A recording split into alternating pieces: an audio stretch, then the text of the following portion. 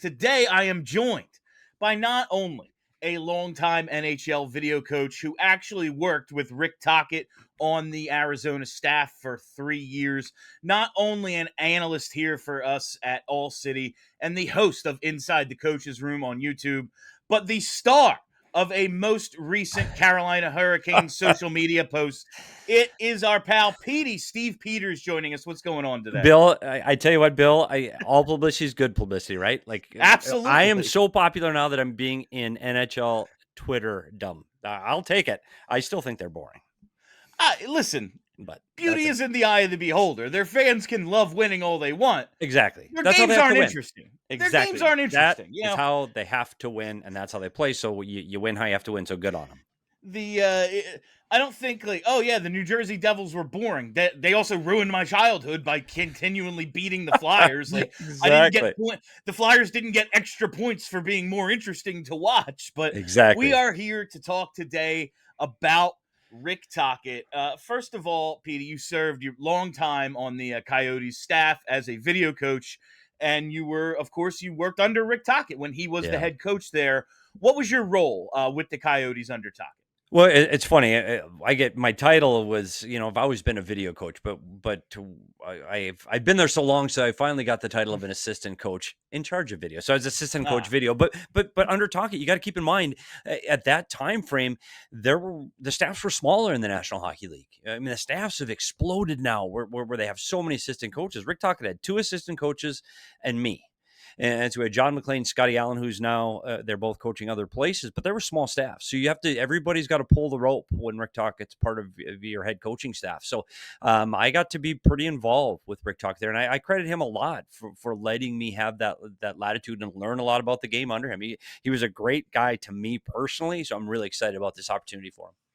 Oh, that's excellent to hear, because I wanted to know more about your relationship with Tocchet. We're going to get into the assistants and what he looks for in a little bit, but just how was it working under him? We've heard so much about the communication, and coming out of the John Tortorella era, perhaps it was a little everyone walking on eggshells a bit. It seems like the goal is to make the entire organization a tad more comfortable than it was the last few years. What was it like? What was your relationship with Tocchet?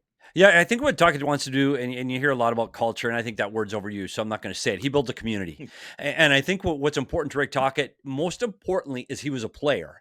And so he understands the periphery of the game, meaning he understands how important the equipment managers are. He understands how important the medical staff is. He understands the people around the game make the players more comfortable and more happy. So he really caters to and helps those people be involved, have ownership, and it keeps them happy. When they're happy, the players are happier. It is a different atmosphere. Having said that, it's not easy working for Rick Tocchet. Like, the expectations are extremely high, and Rick Tocchet wants to win hockey games, and there are no more shortcuts, and there's no easy way. It's hard. And I think there will be some similarities between he and John Tortorella in that there isn't a gray. It's black or it's white. We're doing it this way. But I do think his communication and how he gets players to approach that and how he gets players to do that, I think that will be different. I think you're going to see people really jumping on board and pulling the rope for him. And I say that because when you look at Vancouver, how many coaches or players said, yeah, we worked really hard for him, because he does feel like he's a part of the whole thing. He's not up here and above everybody. He's part of it. And you're doing it together, and you do want to do things good for him. You want to help. You want to show that you're helpful in your accountability and what your job is in the whole big project of winning hockey games. I think that was a big theme of today's introductory press conference. Like, how do you communicate? Because I think a lot of people, maybe fairly or unfairly, draw a comparison to Tortorella just because you remember the way Tocchet played. It's like, well, he's a badass, so obviously he must kind of coach that way. And he said, I am a communicator, I am a teacher, and players today want to know why. And it did seem like under Tortorella, he had this open door policy, but also, if he scratched you, you weren't getting an explanation unless you went in there and asked. And it seems like Tocchet is more a part of the process in a hands-on way. There's no doubt. And I think he recognized, hey, he's been around a long time as a player and as a coach, and he's watched the evolution of players. He coaches differently than the era when he played. Most certainly when the coaches laid down the hammer and you had to play the way the coach said. That's not the way the game is anymore. Players have a very large role in how things are done within an organization. He understands that. Now, he doesn't coddle players. He doesn't, he'll pat them on the back when they need it. He knows that you have to treat different players differently, but most importantly, he wants to make everybody better. And one of the things that it's funny when he was here in Arizona, one of the things that the media, and you know this, Bill, after morning skate, you can't wait to talk to the head coach. Well, you're going to get frustrated with Rick Tocchet because a lot of head coaches won't even go on the ice on morning skate days. Rick Tocchet's the last one off the ice. Like he'll kick all the assistants off and he'll be out there with one player. He'll be out there with the 13th forward and he'll sit out there for a half hour. And I remember him sitting on the ice with Christian Fischer, now with the Detroit Red Wings. And well, actually, no, he's moved on again, but he'd sit with Christian Fischer and he'd just take passes off the boards and just how do I collect the puck off of rim pucks? And he'd do it over and over and over. And he wasn't yelling at Christian Fischer. He was showing him. He was helping him.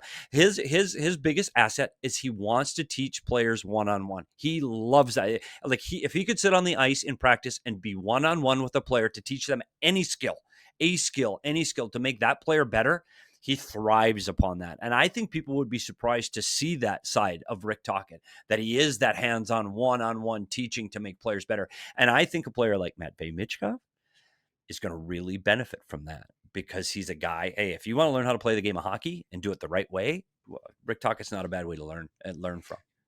No, and that was mentioned today. Tocchet said, from what I've heard about Michkov, not only is he really good, we could all see that, but he wants it. He wants to work for it. He wants to be coached. And that's one of the more exciting parts of bringing in a coach who sees that and is able to identify with it. Now, you worked obviously under Tocchet when he was the head coach, but he did have a brief stint right in the first year out of the lockout, right under Gretzky. Could you see how he evolved as a coach from the time, he was an assistant for a brief period and then comes back years later as the guy? Could you see how he had evolved as a coach? You can, and it's funny because the first time I had him, he was a player for the Coyotes. So he started as a player back in the '90s, where he was with Tkachuk and Roenick, and that locker room was a tough vocal locker room. And then as assistant coach under Wayne Gretzky, it was just different. And that's a whole nother show someday, talking about what the Wayne Gretzky era was like. It was not normal. And it's because Wayne Gretzky, it's not a normal life, and just the atmosphere, the aura, everything is just different. For Rick Tocchet, I think it was really important that he was very hands-on because Wayne needed that, because Wayne had so many other responsibilities that Tocchet had to be very involved. However, and having said that, Rick Tocchet then, as an assistant coach, was all about, I don't want to say he's your buddy, but it was more about, it was a different relationship with the players than assistant coach. He was more friendly, not that he's mean, but it was, I'm your friend, I'm your buddy. Hey, that kind of vibe. And then when he's your head coach, I think he still has those one-on-one conversations, but I don't know if he's your buddy anymore. I think that the conversations were just different. And when you're the head coach, you're in charge of everything. And I mean everything. When is the plane leave? What do you have for dinner tonight? Where is the meeting going to take place? The lineups, the matchups, all of those things have become so big that I think his focus had to be drawn away some into that field as well. So he couldn't just focus on being the guy that hung around the locker room and go in the weight room and push a couple of dumbbells with the guys.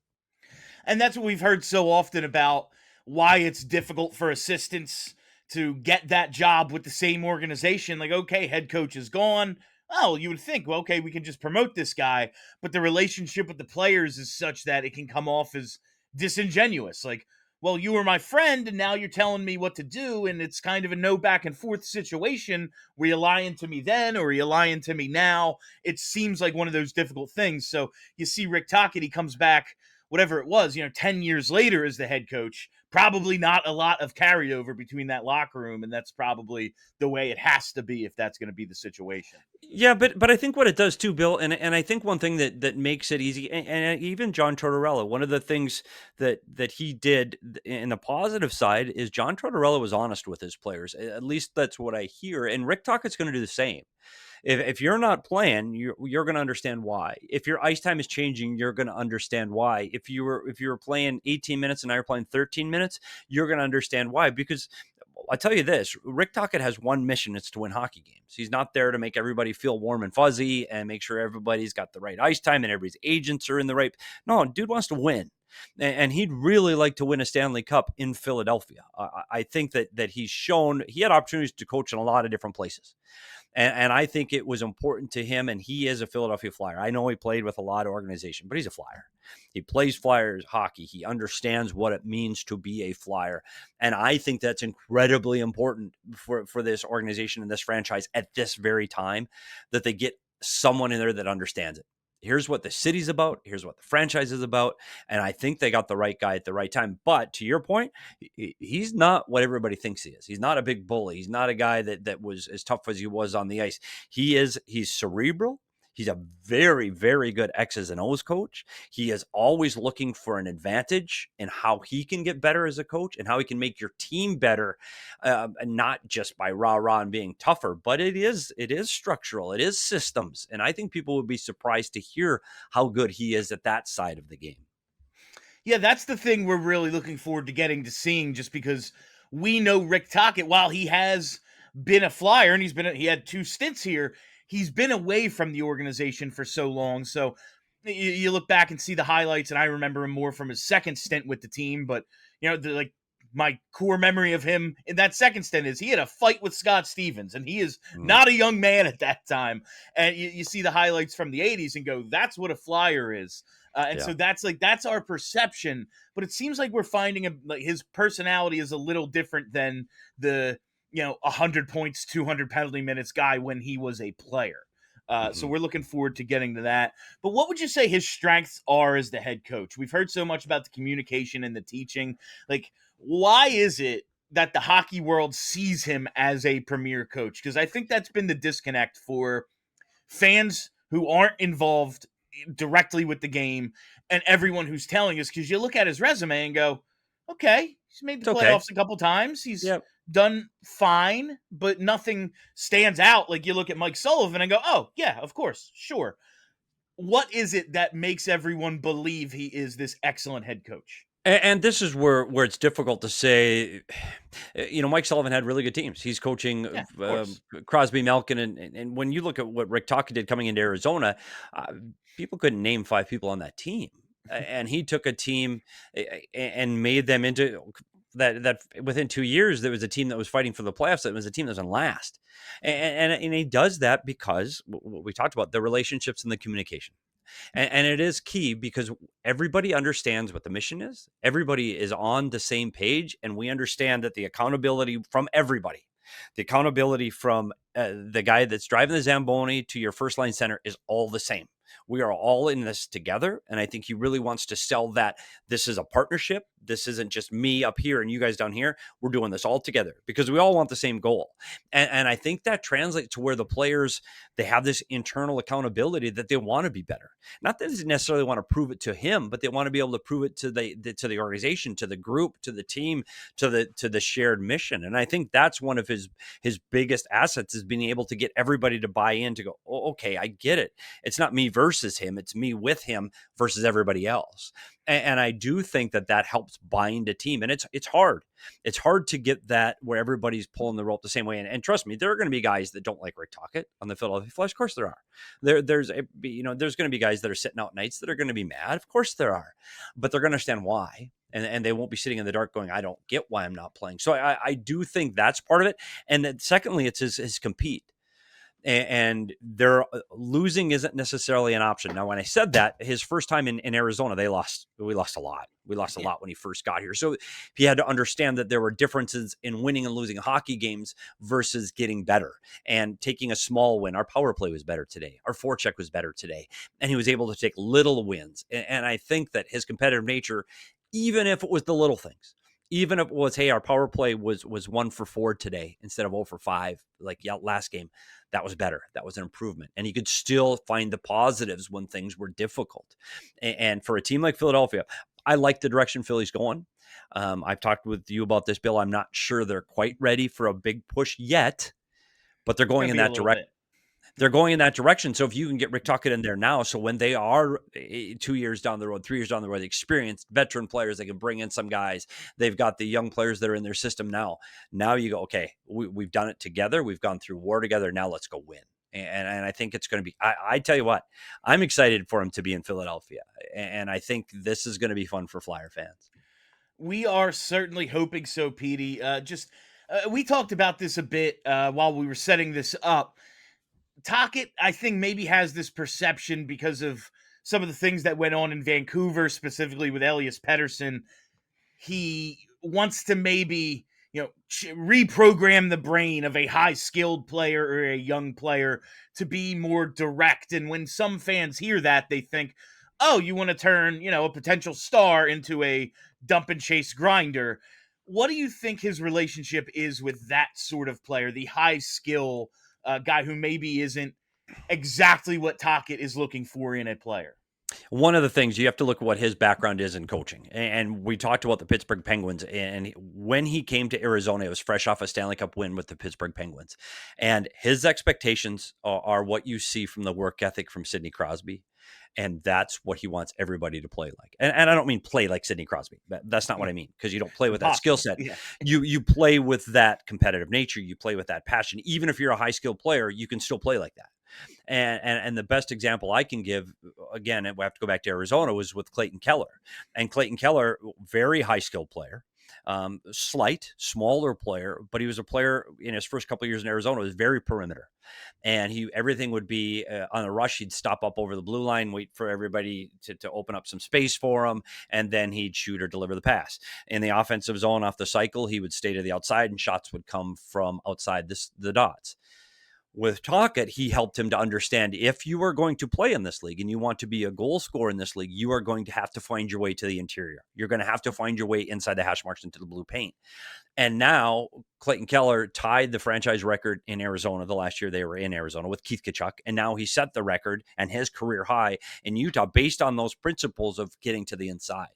So it's not about being a third line grinder. It's about taking whatever your skill set is and working for it. And competing. Like I think what he wants to do is he wants that third line mentality, meaning I'm going to jump over the boards and my motor's going to be going, my engine's going, and I'm going to work hard on every shift, regardless of my skill level. It's not saying I'm high skilled, so I'm going to have to be a checker.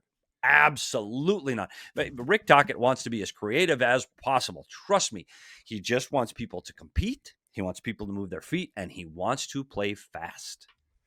All right, Petey, last one here, as always. I tell someone 10, 15 minutes, and here we are coming up on I'll 20. sit here for an hour The way it Let's goes. Go, Bill. The kind of assistance that Rick Tocchet might be looking for, because the Bradshaw, it was reported yesterday, he won't be back to coach the defense and penalty kill. So it looks like they might go in a different direction there. Luke Richardson's name has been thrown out, but I think the thing people are most interested in is who's going to run the forwards and power play, because the power play in this town has been the worst over the last 3 years. They rank 33rd. There's 32 teams in the league, and I really love using that stat because it's very funny. But what kind of assistant coaches and what kind of role do the assistant coaches play under Tocchet? Yeah, I've seen head coaches in the National Hockey League. They take their right-hand man and their friend goes with them wherever they go. I've seen it over and over and over again. I know Rick Tocchet likes to work with people that he knows personally, because I think there's a communication level there, but he does not want, and he will not work with yes men. If you don't come with a different perspective, a different message, and have the ability to back that message up, he doesn't want you on a staff. And I'm not kidding. He would say, my door is open, but you better bring an argument. Actually, his quote was, you better bring bullets if you're going to come into this argument. And that includes players. If you're going to come here and tell me why you want more ice time, you better be able to show me why. You better be able to take the film and show me why, because I'm going to show you the film on why you're not. And the same thing for coaches. You can go in there and say, hey, coach, I think we today, they're breaking out too easy. I think our F3's got to stay higher in the zone. You better have something to back that up. So I think, first of all, he's not looking for yes men, but two, he's looking for the people that can provide things that he can't. And he understands where his shortcomings are in certain areas, so that he is going to fill out a staff that can help this team win. I think you're one of the people I know. We talked about Sergei Gonchar is a guy that he brought along to Vancouver that he worked with in Pittsburgh. He's a guy that he really wanted to come along to Arizona, just couldn't work out at the time. I know he's a guy that he would love to have on his staff personally. I haven't talked to him, so I don't know this. I'm not breaking any stories. I'm not a reporter. I just know how highly he thinks about how well he defends. I haven't heard any of the names with what he wants to do on the power play, but I will say this. Because of the time he spent in Pittsburgh, he is very hands-on and very comfortable in teaching that part of the game because he did work with some of the best power play players to play the game. And that's when they had Letang and Malkin and Crosby on the same power play. And he was very integral in working with that power play and on the offensive side of the puck. So he's very comfortable with that. So even if he does bring in a power play coach, which I anticipate he will, he is going to have his fingers all over that. Absolutely. And I think he knows and he sees how he wants a power play to run. Again, he's got expectations on that power play.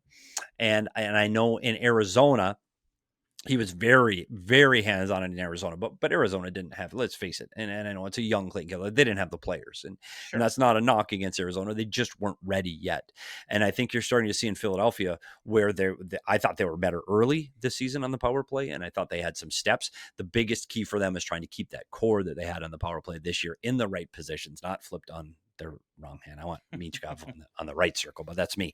And I think that those players playing together for another year under a coach that really is, he's going to give them a lot of rope on the power play. Go have fun. Go generate offense. There's no strict rules on the power play. So I think they're going to have fun. But I do think this staff is going to be one that are experienced, knowledgeable hockey people that are there to help him, because the better he looks is the better the team does and the more success everybody's going to have.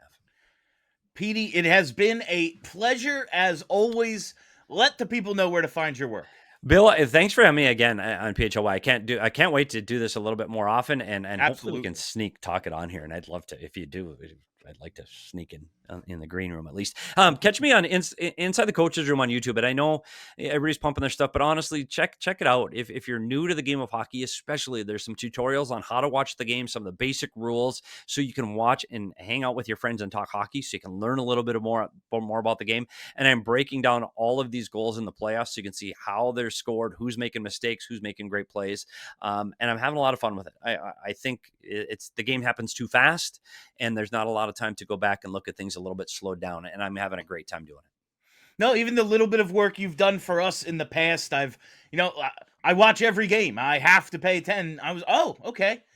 Didn't notice that. Saw something there. There's always something we can learn from Steve Peters. So thank you very much for joining us today, and can't wait to talk to you again soon. Thanks, Bill. Can't wait. Do it again soon.